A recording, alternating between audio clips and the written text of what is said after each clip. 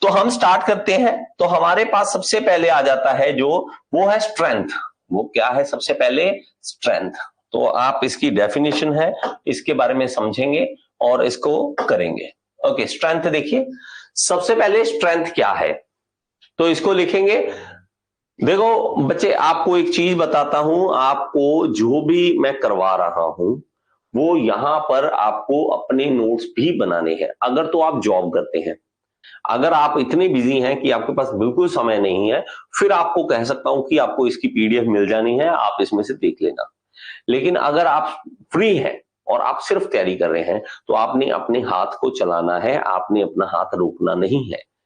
Pencil pen उठाओ, लिखो, क्योंकि लिखने से यहां छपेगा। सीरियसली कह रहा हूं, यहां छपेगा, इसलिए प्लीज इसको लिख लें। ओके, स्टार्ट कीजिए भाई। तो हमारे पास क्या है? Strength is a measure of amount of stress a material can withstand without breaking.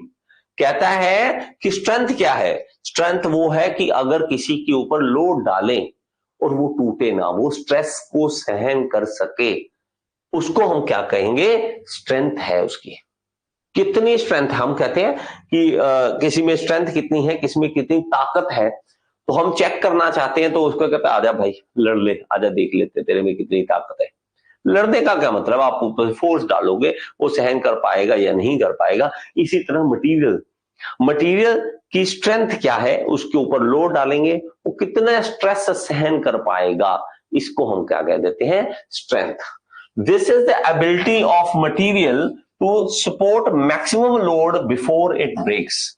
तो क्या है? ये एबिलिटी है मटेरियल की, जब वो कितना लोड मैक्सिमम सहन कर पाएगा। 100 किलो, 50 किलो, 200 किलो, 500 किलो, कितना सहन कर सकता है, उसके हिसाब से हम बोलेंगे उसकी स्ट्रेंथ कितनी है। When a material is deformed it changes in its shape in response to the force applied. तो जब उसके ऊपर लोड डालेंगे तो वो क्या करेगा? अपनी शेप को चेंज करेगा और वो सहन करेगा बिना टूटे, तो उसको स्ट्रेंथ कहते हैं। उसको क्या कहेंगे हम? स्ट्रेंथ। मैं साइड हो जाता हूं, अगर आपने लिखना है तो लिख लीजिए। स्ट्रेंथ दोबारा लिख लीजिए। Strength is a measure of amount of stress a material can withstand without breaking. This is the ability of a material to support maximum load before it breaks or is permanently deformed. इसको लिख लीजिए।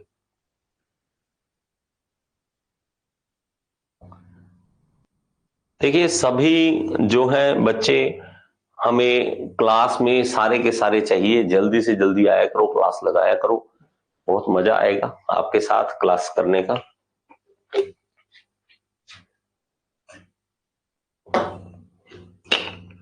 Okay, next लिखिए, next लिखिए। Elasticity. Elasticity, elasticity क्या है? Elasticity ability of a deformed material, ability of a deformed material body to return to its original shape and size when the forces causing the deformation are removed।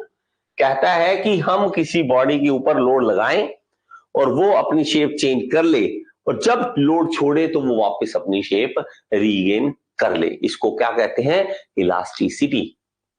इसको क्या कहेंगे? Elasticity. तो इसके साथ हम चीजों को समझेंगे, जैसे कि आपने नॉर्मली देखा है, स्प्रिंग में देखेंगे, स्प्रिंग, तो स्प्रिंग है क्या है? वो एक इलास्टिसिटी है उसमें। इलास्टिसिटी एक प्रॉपर्टी है, इलास्टिसिटी एक प्रॉपर्टी है। क्या है वो? Property, property. और इलास्टिक होना एक मटेरियल है, इलास्टिक मटेरियल है, वो क्या है? Elastic material. अब कई बार बच्चों को ये कि सर ये सब कुछ हमें इलास्टिसिटी ये पढ़ना ही क्यों है? बच्चों को बार बार दिमाग में, सर स्प्रिंग ही होता है। आप मानोगे कोई भी ऐसी चीज जिसको खींचे और वो वापस अपनी जगह पर चला जाए, उसको इलास्टिक मटेरियल बोलते हैं। अब आप में एक क्वेश्चन आता है इसके अंदर, आप हमेशा याद रखना इस क्वेश्चन को और समझना बहुत जरूरी क्या है कि steel is more elastic, steel is more elastic, elastic than rubber. Rubber से ज्यादा इलास्टिक कौन है? स्टील। ये अगर आपका दिमाग में चले, ये एमसीक्यू आएगा, ये एमसीक्यू में पूछता है कि स्टील जो है वो रबर से ज्यादा इलास्टिक है या नहीं। हमारे दिमाग में था रबर ही तो है। पहली बार मैंने जब डिप्लोमा में पढ़ा तो ये हुआ कि हाँ यार रबर ही तो है, हमारा दिमाग ये कहता है रबर है, क्योंकि स्टील को हमने कभी खींच के देखा ही नहीं, क्योंकि हमारी इतनी हैसियत नहीं है, हमारे में इतनी ताकत नहीं है कि हम स्टील को खींच सके। और हमारा दिमाग रबर को खींच सकता है, हमारी फोर्स जो है रबर को खींच सकती है, इसलिए हम कहते हैं इलास्टिक है। नहीं, ऐसा नहीं है, ऐसा नहीं है। स्टील ज्यादा इलास्टिक है, ज्यादा खींचा जा सकता है रबर से ज्यादा। लेकिन रबर जो है वो हम हाथों से खींच सकते हैं, स्टील हम हाथों से नहीं खींच सकते, बस इतनी सी बात है। इसलिए हमारा दिमाग घुमा देता है हमें। अच्छा रबर टिक कर दो, रबर इलास्टिक है, नहीं, स्टील ज्यादा इलास्टिक है। स्टील की यंग्स मॉडुलस ऑफ इलास्टिसिटी की वैल्यू बहुत ज्यादा होती है। वो ज्यादा स्ट्रेस सहन करके कितनी देर तक लेंथ उसकी बढ़ाई जा सकती है, जब हम छोड़ेंगे वापस अपनी रीगेन कर लेगा शेप। लेकिन ये हमें अपनी आंखों से नहीं दिखता कि स्टील हमारे पास ये देखिए बढ़ रहा है, छोड़ रहा है, स्प्रिंग। वो स्प्रिंग वाले केसेस में आपको देखने को मिल जाएगा कि स्टील जो है कितनी इलास्टिसिटी है उसमें। तो आपको कभी भी कोई क्वेश्चन आए तो आपने इसका आंसर हमेशा स्टील ही लगाना है, दूसरा नहीं लगाना है। बात समझ आ गई? बात समझ आ गई कि ये क्या करना है। अब देखिए हमारे पास नेक्स्ट चलते हैं और नेक्स्ट बातों को समझेंगे। नेक्स्ट हमारे पास आएगा, एक आएगा प्लास्टिसिटी। क्या है नेक्स्ट? प्लास्टिसिटी। हमने समझा इलास्टिसिटी को, इलास्टिसिटी को समझते हैं। दूसरा चीज आ जाता है प्लास्टिसिटी। हमारा प्रॉब्लम यह है कि हम इंग्लिश में आधा तो वैसे उलझ के रह जाते हैं। हम जब प्लास्टिक बोलते हैं तो हमें प्लास्टिक की बाल्टी, प्लास्टिक का मग, ये दिमाग में आता है। हमारे दिमाग में ही नहीं आता कि स्टील भी प्लास्टिक हो सकता है। आपको कि स्टील कैसे प्लास्टिक हो सकता है सर? देखिए, जब हम किसी के फोर्स लगाएं, when we apply force, we apply force on a material, it changes its shape,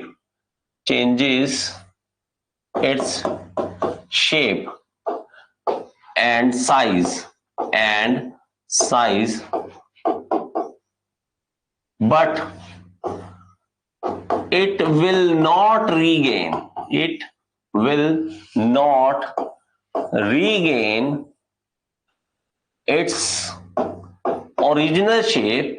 its original shape, and size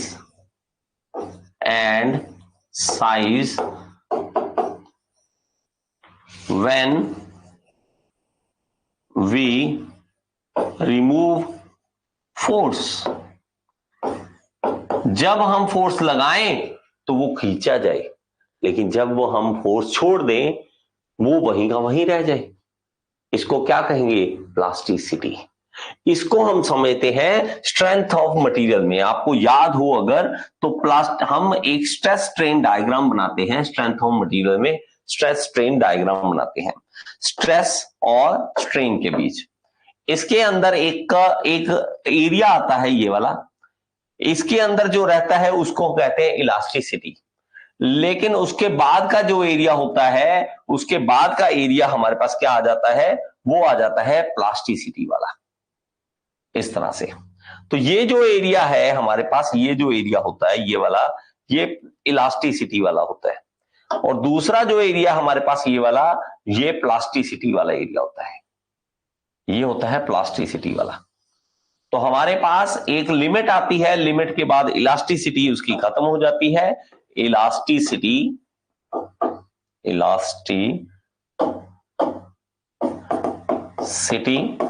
और हमारे पास ये क्या होता है? प्लास्टिसिटी। ये सिर्फ हम क्या कर रहे हैं? ये सिर्फ हम प्रॉपर्टीज को समझ रहे हैं कि हमें बदलना किसको है। किसी का कोई डाउट इसके अंदर? ठीक है, देखिए, हाँ, स्ट्रेस एंड स्ट्रेन उसी साइड क्यों है? देखिए, एक होता है डिपेंडेबल, एक होता है नो इंडिपेंडेंट। डिपेंडेंट और इंडिपेंडेंट में डिफरेंस होता है। कौन किस पे डिपेंड करता है कि आप लोड लगाओगे, लोड लगाने से क्या चीज है, देखो हम इसी साइड में रखते हैं। एक तो ये है, देखो दो चीजें हैं, एक तो इंसान ने थोड़ा सा आसान बनाना है किसी भी ग्राफ को। देखो, अगर मैं मान लीजिए, मैं एक छोटी सी वैसी एग्जांपल देता हूं, अगर मान लीजिए मैं उल्टा करता हूं तो ये ग्राफ गड़बड़ा जाएगा, पहली बात तो ये। और दूसरा होता है कि डिपेंडेंट और इंडिपेंडेंट। जैसे मैं आपको एक एग्जांपल यहां पे देता हूं, एक एग्जांपल के लिए मैं आपको देता हूं, एक मिनट है। इंडिपेंडेंट एंड डिपेंडेंट, ये होते हैं वेरिएबल्स। ठीक है, वेरिएबल्स ऑन ग्राफ, इसमें यहां पे बना देता हूं बेटा। देखिए, हमारे पास जब डिपेंड करता है, जस्ट अ सेकेंड, एक कोई एग्जांपल के साथ ही आपको कराना पड़ेगा बेटा, ऐसे नहीं।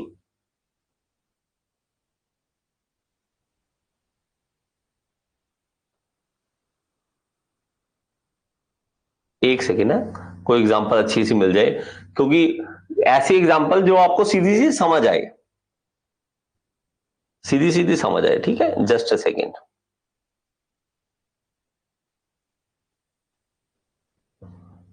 देखिए, आपको एग्जांपल देता हूं छोटी सी, फिर आपको शायद समझ आ जाएगा। देखिए, मैं आपको क्वेश्चन बता दूं, लाइव में क्वेश्चन क्या पूछा गया है कि हमारे पास एक है, जस्ट अ सेकंड, क्या बोलना चाहते हैं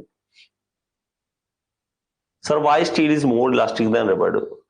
we want experiment live. Oh my god, इतना बड़ा इंस्टीट्यूट नहीं है बेटा बेटा बेटा कि स्टील को खींच के दिखाऊं।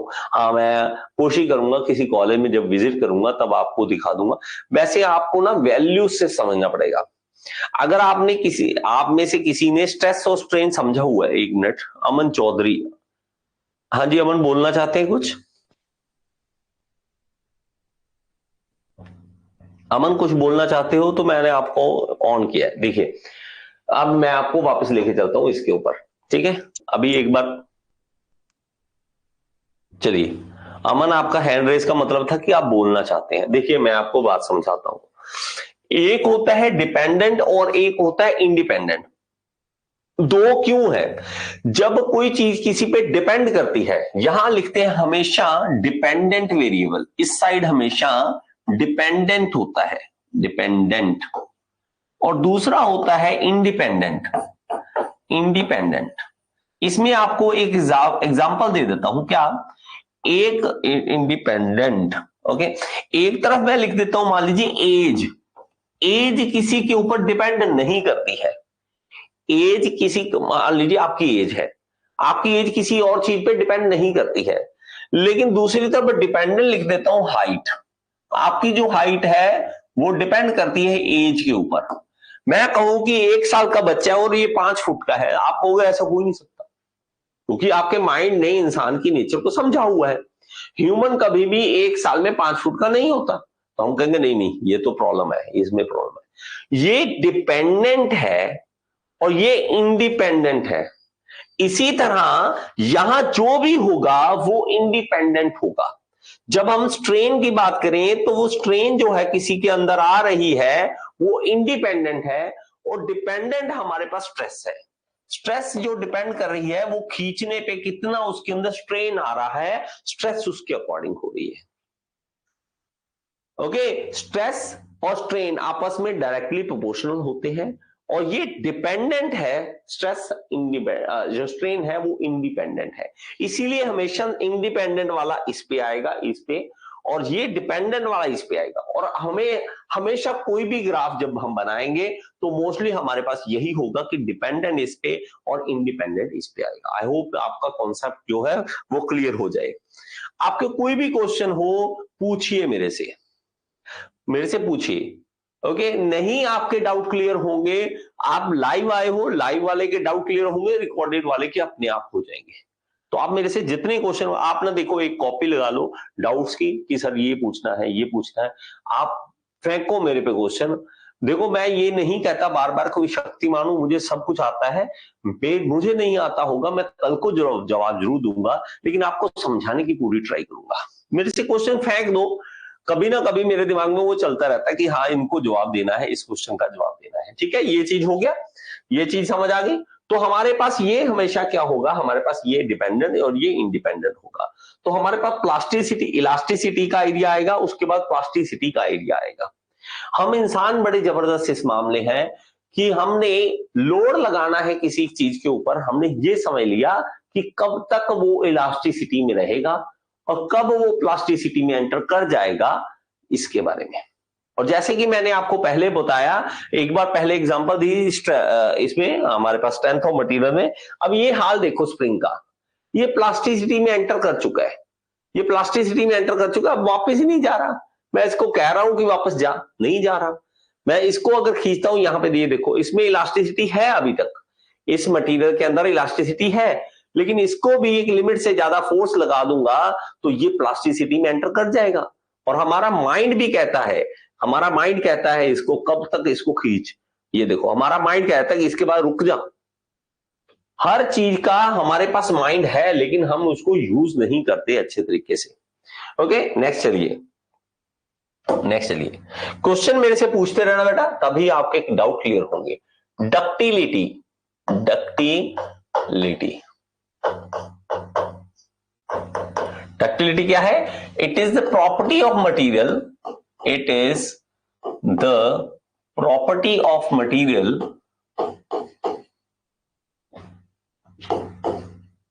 by virtue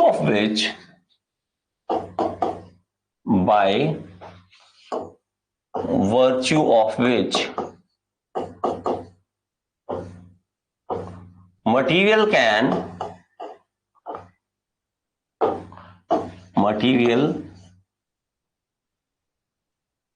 can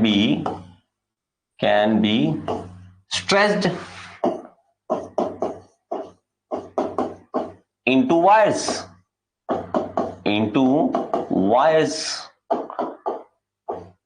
देखिए, हम जब किसी चीज को खींचे और खींची जा सके और उसको वायर में बदला जा सके, जैसे कि हमारे पास कॉपर है, कॉपर की वायर आप देखो, सब तरफ आपके पास वायर जो है कॉपर की दिखेंगी।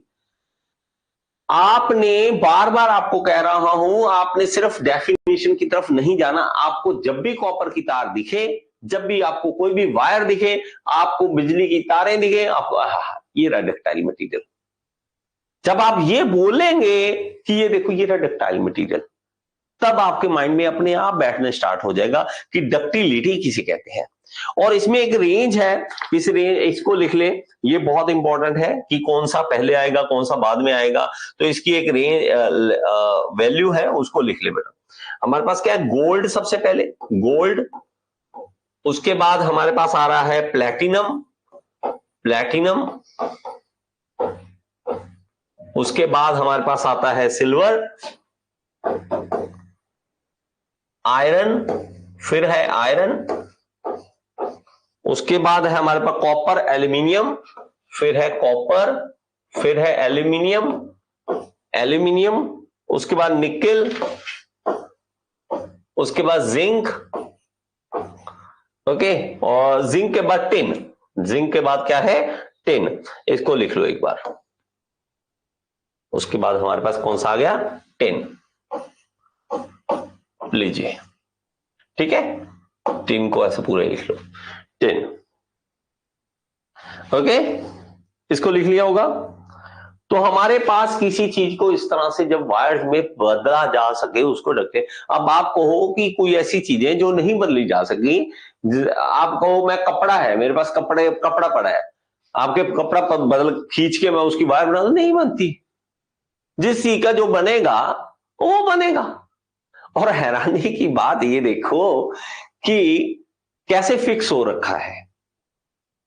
और जब तक आपको हैरानी नहीं होती कि हर मटेरियल, अगर देखो ये मटेरियल का ये इस तरह से फॉलो कर रहा है तो कर रहा है, ऐसे नहीं है कल को उठो और सुबह जो खोदते हैं वो खदानों में नया आयरन निकले नहीं, अब तो मैं कठोर नहीं रहा तो मैं मेटल लिक्विड में मिलूंगा आज के बाद, या मैं कठोर नहीं हूं, मैं तो ऐसा बदल गया हूं, मेरी मर्जी में चेंज हो गया। नहीं होता, वो किसी की कोई मर्जी नहीं चल रही, किसी की कोई भी मर्जी नहीं चल रही, किसी मटेरियल की अपनी मर्जी नहीं है, वो बस है तो है।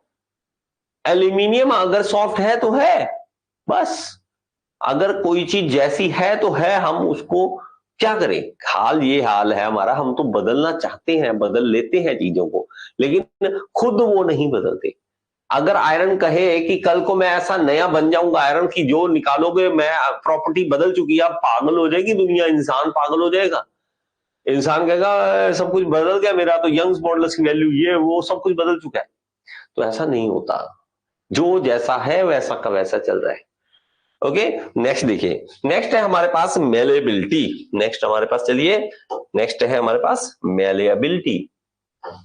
एम एग्जैक्टली स्पेलिंग है इसके, MA, मेलेबिलिटी, एबिलिटी। ओके, इसको लिख लीजिए। It is the property of material, it is the property of material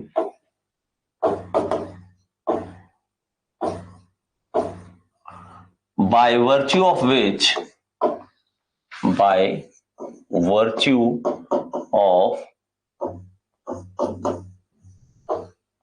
which material can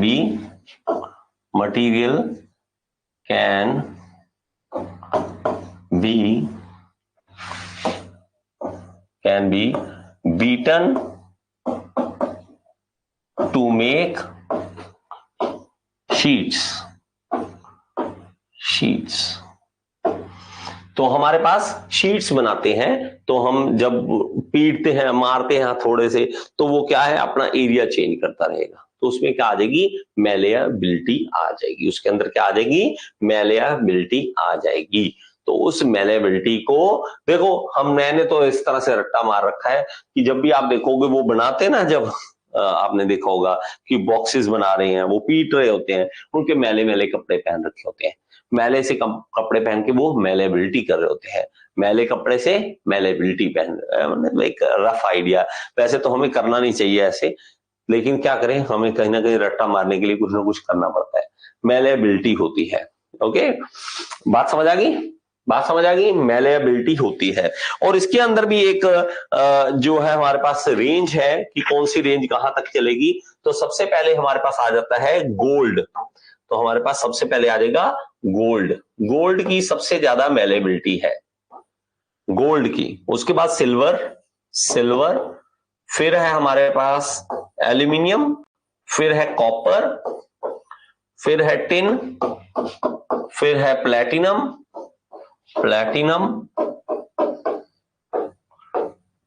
और फिर है हमारे पास लेड, टीबी जिसे कहते हैं लेड, सीसा, जिंक, फिर है जिंक, और फिर है आयरन। बताइए, और हमें इनके बारे में पूछ लेते हैं, इनके बारे में कभी कभी पूछ लेते हैं कि मेलेबिलिटी किसकी ज्यादा है, तो आपको इसका बताना है कि मेलेबिलिटी किसकी ज्यादा है। लिख लिया होगा, जल्दी से लिख ले बेटे। बहुत इंटरेस्टिंग चीजें हैं, कई चीजें बहुत ज्यादा इंटरेस्टिंग है, उसको जरूरी से करते रहें, ठीक है। एक यार ये भूकंप क्यों आ रहा है इतना, देखो दिल्ली में फिर से भूकंप, क्या हो गया, बस खत्म है क्या बात, यहाँ पता लगे जई बनने के सपने देख रहे हो, वहां भूकंप है, काम खत्म। क्या दुनिया ना, झूठ में चल रहा है सब कुछ। चलो, बहुत ज्यादा भूकंप आने लगे आजकल, पता नहीं क्या ऐसा हो, नेपाल में कभी कभी कहीं पे भूकंप आ रहा है, काम ज्यादा ही खराब हो रखा है, धरती के ऊपर बोझ हमने ज्यादा बढ़ा दिया मुझे लग रहा है। चलिए आगे चलते हैं, देखिए नेक्स्ट हमारे पास है, नेक्स्ट हम आगे पेज पे चलते हैं, उसमें समझते हैं, यहाँ पे आ जाइए। ओके, नेक्स्ट है हमारे पास हार्डनेस। नेक्स्ट है हमारे पास हार्डनेस। हार्डनेस, कोई चीज कितनी हार्ड है, तो उसको समझने के लिए क्या है कि जब हम किसी चीज को उसके अंदर घुसेड़े, हम पकड़ के उसको दबाने की कोशिश करें, किसी तीखी, उससे ज्यादा तीखी चीज से उसे चुभाने की कोशिश करें और वो रोके कि नहीं ऐसे नहीं अंदर आने दूंगा, तो हमारे पास ये चीज, अगर हाथ को देखूंगा, हाथ में अगर मैं पेन चलाऊं ऐसे दबा दूं पकड़ के, तो ये दब जाएगा ना, इसके अंदर होल भी हो जाएगा, तो हार्ड नहीं है। अगर मैं किसी कांच के ऊपर ऐसे पकड़ के खुरोचता हूं, उसे नहीं खुरचा जा रहा, तो वो क्या है हमारे पास, वो हार्ड ज्यादा है। जो चीज उसको रोके, इंडेंटेशन पेनिट्रेशन को रोके, उसको हम हार्डनेस बोल देते हैं। तो लिखिए, it is the property of material, it is the property of material, property of material by virtue of which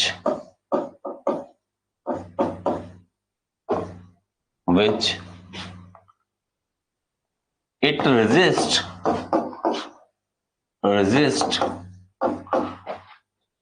indentation, penetration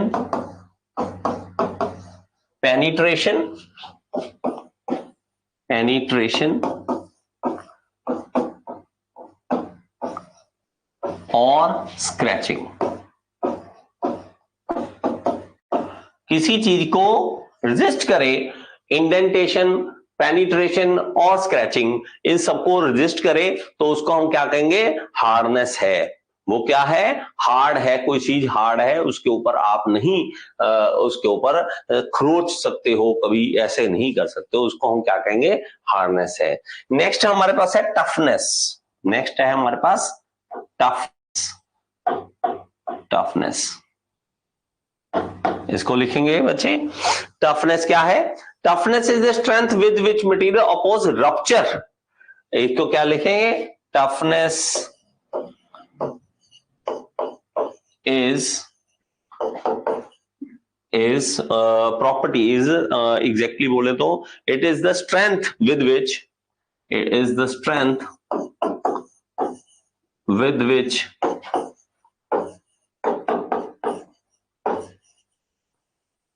it opposes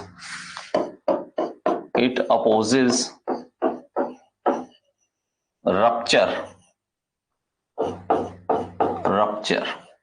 कि वो टूटने से बचाना। रप्चर क्या होता है, कि चूरा चूरा हो जाना, अचानक से कोई चीज टूटना, रप्चर से बचाना, तो उसको हम क्या कहेंगे कि उसमें टफनेस है। लिख लीजिए इसको, okay. It is also known as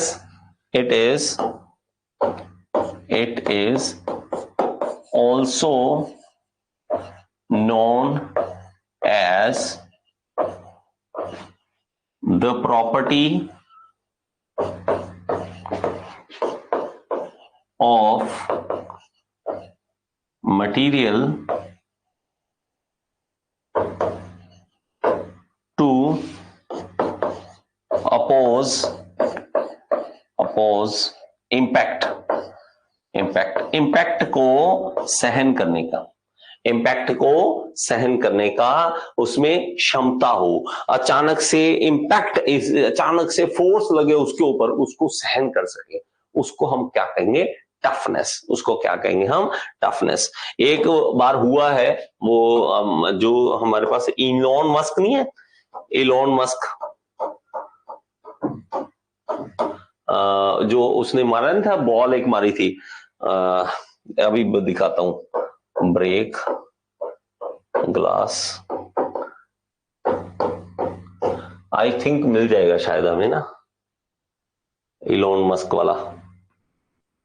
आपको पता नहीं इमेज दिख रही है या नहीं दिख रही है बोली, हाँ एक सेकंड है। एक ये बहुत बड़ी प्रॉब्लम है, ये हुआ था टेस्ला का ना, वो भाई साहब दे रहे थे, एक डेमो दे रहे थे, एक बार देख लेना, ओके। फिर मैं लाइट कम कर दूंगा, ये देखना एक बार। ये आपने देखा, ये इलॉन मस्क ने भी ऐसा किया था, ये डेमो दे रहे थे, लेकिन देखो, और वो टफ, हमने बोला था कि गिलास बड़े टफ है, लेकिन ये टफ निकले नहीं। ये होती है टफनेस, कि गिलास टूटे ना, आप इसमें टफनेस डाल रहे हो, टफनेस डाल रहे हो, उस टफनेस के कारण। तो उन्होंने डेमो देते देते ऐसा किया था, हुआ था इतनी बड़ी, पता नहीं किस लेवल पे क्या हुआ था। तो इलॉन मस्क ने जब मारा तो वो गिलास टूट गया था। तो वो टफनेस की एग्जांपल देनी थी, लेकिन हमारी गाड़ियां इतनी टफ है, हमारी गाड़ियां इतनी टफ है, लेकिन वो टफ निकली नहीं थी। ठीक है, ऐसे, ये देखो, ये टफ निकले, ये ऐसी टफ होती है। ठीक है, टफनेस को समझ गए होगे, टफनेस को समझ गए होगे आप। ओके, चलिए, आई थिंक टफनेस समझ आ गई होगी आपको। Case of toughness rupture and fracture is same.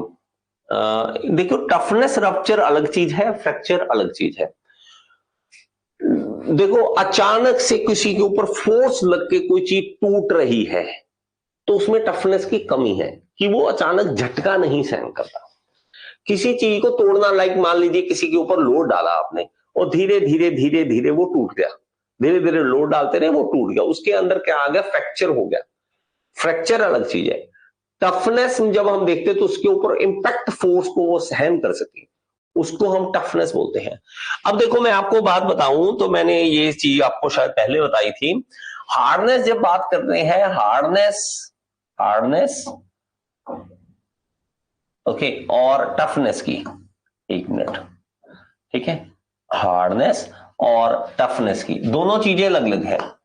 Toughness, जब हम बात करते हैं हार्ड, अब जो मिरर है हमारे पास, हम जिसमें शक्ल देखते हैं अपनी, तो मिरर जो है वो हमारे पास हार्ड जरूर है, वो हार्ड है, बट नॉट टफ, वो टफ नहीं है, नॉट टफ, उसमें वो टफ नहीं है। ठीक है, TOG, टफ ऐसे लिखा, ओके। तो हमारे पास टफनेस जब बात करें, तो हमारे पास जैसे सामने वाला गिलास होता है, हम जब कार में सफर करते हैं, तो हमारे पास सामने वाला जो गिलास होता है, कार की विंड शील्ड, इसको क्या कहते हैं, विंड शील्ड, विंड से बचाने के लिए शील्ड होती है। तो विंड शील्ड जो होती है वो हमारे पास क्या होती है, टफ होती है, वो हमारे पास टफ होती है, वो हार्ड की बजाय टफ होनी चाहिए। तो डिफरेंस है हार्डनेस और टफनेस में। आई थिंक आपको समझ आ गया होगा, समझ आ गया होगा।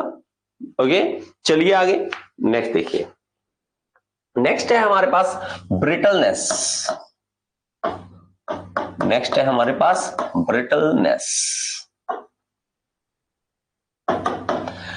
जब किसी चीज को खींचा ना जा सके, जब हम किसी की फोर्स लगाएं और वो खींचा ना जाए, टूट जाए, उसको ब्रिटलनेस कहेंगे। Lack of ductility is called brittleness, lack of ductility, ductility is called as brittleness, brittleness।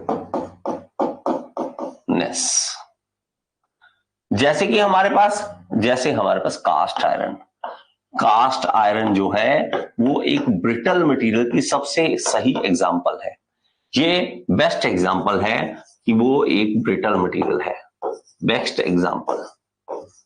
अगर हम बात करें कोई भी ऐसी चीज, जब हम खींचे और वो खींची ना जाए, टूट जाए, और उसको क्या कहेंगे हम, ब्रिटल मटेरियल बोलेंगे, उसको क्या कहेंगे, ब्रिटल मटेरियल बोलेंगे, लिख लीजिए इसको। ओके, और ब्रिटल मटेरियल के अंदर टफनेस बहुत ही कम होती है, कास्ट आयरन हो गया तो इसमें जब हम लगाते हैं, फोर्स लगाते हैं, तो वो सीधा सीधा टूट जाता है, उसमें कोई भी लेंथ नहीं बढ़ती, कुछ नहीं होता, सीधा टूट जाता है, तो वो हमारे पास ब्रिटलनेस आ जाता है। नेक्स्ट लिख लीजिए फैटीग। नेक्स्ट क्या है हमारे पास, फैटीग, फैटीग, फैटीग क्या है, इसको लिख लिए बच्चे। Fatigue is the phenomena that leads to fracture under the condition of repeated loading. Fatigue, it is the phenomena, it is the phenomena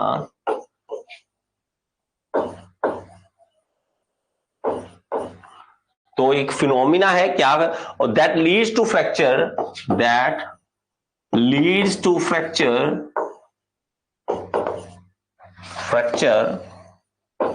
under the condition of repeated loading. अगर किसी के ऊपर रिपीटेड लोड डाला जाए, बार बार उसके ऊपर repeat करे, ठा ठा ठा ठा ठा ठा ठा लगा हुआ है उसको मारने, ठा ठा ठा, तो उसको क्या कहेंगे हम, फटीग है उसकी, कि उसकी फटीग कितनी है, वो कितना फटीग सहन कर सकता है, उसको हम कहेंगे फटीग। लिख लीजिए इसको, ओके, लिख लीजिए। देखो ये मैंने फटीग वाली एग्जांपल जब देखी एक बार, वो देखी जैसे आपने कभी वो देखा अनाज को जब आटा बनाते हैं तो वहां पे लेके जाते हो आप, चक्की पे लेके जाते हो आप, जो भी बोलते हो अपने एरिया में, तो जब अनाज जब पीसते हैं उसको, आटा बनाते हैं उसका, तो वो जब पीसते हैं तो उसमें एक मशीन में हिलता रहता है, वो छन्नी की तरह से हिलता रहता है, वो रिपीटेड लोड उस पर लग रहा है लेकिन फिर भी वो टूट नहीं रहा, तो उसकी फटीग की एक लिमिट है, उसके अंडर अगर हम फोर्स लगाते हैं तो वो टूटता नहीं है, तो फटीग हम उसे बोल देंगे, फटीग हम उसे बोल देंगे। ओके, नेक्स्ट है हमारे पास स्टिफनेस, इसको लिखिए stiffness.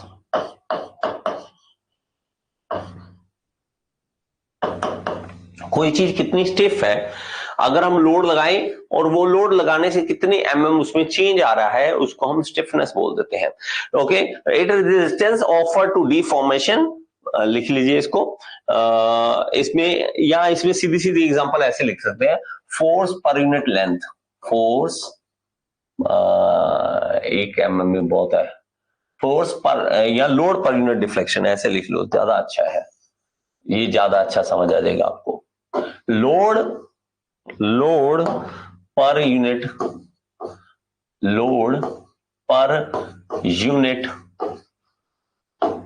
Deflection is called as stiffness। अब आपको सर ये सब कुछ क्यों, जब तक आपको क्यों नहीं पता लगता तब तक कोई फायदा नहीं है। देखिए क्यों क्या है, प्रॉपर्टी इसीलिए पढ़ रहे हैं ताकि प्रॉपर्टी को कल को चेंज करना पड़े, मजा आए कि ये प्रॉपर्टी हमने चेंज कर दी, ताड़ियां, ये देखो मैंने ऐसा कर दिया, तो प्रॉपर्टी चेंज कर दिया आपने, तो उसको हम क्या कहेंगे, स्टिफनेस। स्टिफनेस से अगर आप बात करें तो स्टिफनेस को हम कैसे लिखेंगे, स्टिफनेस,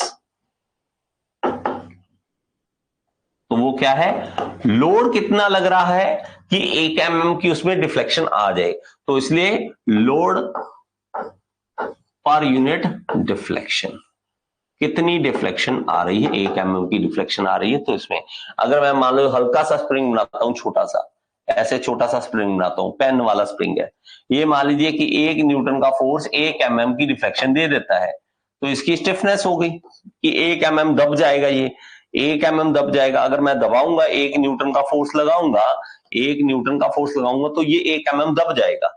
अगर मेरे पास बड़ा सा स्प्रिंग है, ऐसे में मान लीजिए मैं बड़ा सा स्प्रिंग बना लेता हूं इस तरह से, ये देखो, आपको इससे ही पता लग जाएगा देख के कि हाँ इससे ज्यादा स्टिफनेस इसकी है, तो मैं इसके ऊपर फोर्स लगाता हूं, मान लीजिए मैं इसके ऊपर फोर्स लगाता हूं ऐसे, तो मैं कहता हूं कि इसके ऊपर मैंने मान लीजिए कि 100 न्यूटन का फोर्स लगाया, तब जाकर ये 1 mm इसमें डिफ्लेक्शन आई, तो इसकी स्टिफनेस ज्यादा हो गई, तो ये आ गई स्टिफनेस क्या, 100 न्यूटन की स्टिफनेस आ गई। इसके अंदर क्या आ गई हमारे पास, 100 न्यूटन की, 100 न्यूटन पर mm इसकी स्टिफनेस आ गई। तो स्टिफनेस जो है वो क्या बताएगा कि हमारे पास कितनी लोड लगाने पे, कितने 1 mm बढ़ाने के लिए, 1 mm दबाने के लिए, 1 mm खींचने के लिए कितने लोड की आवश्यकता है, इसको क्या कहेंगे हम कहेंगे हमारे पास कितनी स्टिफनेस है। आई होप कि आपको ये वीडियो अच्छी लगी होगी, समझ आई होगी। अगर समझ आई है तो एक बार कमेंट बॉक्स में जरूर बताएं और लाइक का बटन दबा दिया करें। और अगर आप एसएससी जेईई, आरआरबी जेईई, किसी भी जेईई एग्जाम की तैयारी करना चाहते हैं तो आप कोर्स ज्वाइन कर सकते हैं, मेरे साथ लाइव पढ़ सकते हैं। All in one AE JEE course को ज्वाइन कर लीजिए। ये इस कोर्स का लिंक जो है आपको डिस्क्रिप्शन बॉक्स में मिल जाएगा और यहाँ पे ऐप का लिंक दे रहा हूँ, ऐप जरूर डाउनलोड करें। इसके अंदर फ्री एमसीक्यूज भी हैं जिसको आप अटेम्प्ट करके अपनी एसएससी जेईई, आरआरबी जेईई को क्लियर करने का सपना पूरा कर सकते हैं। Thank you so much.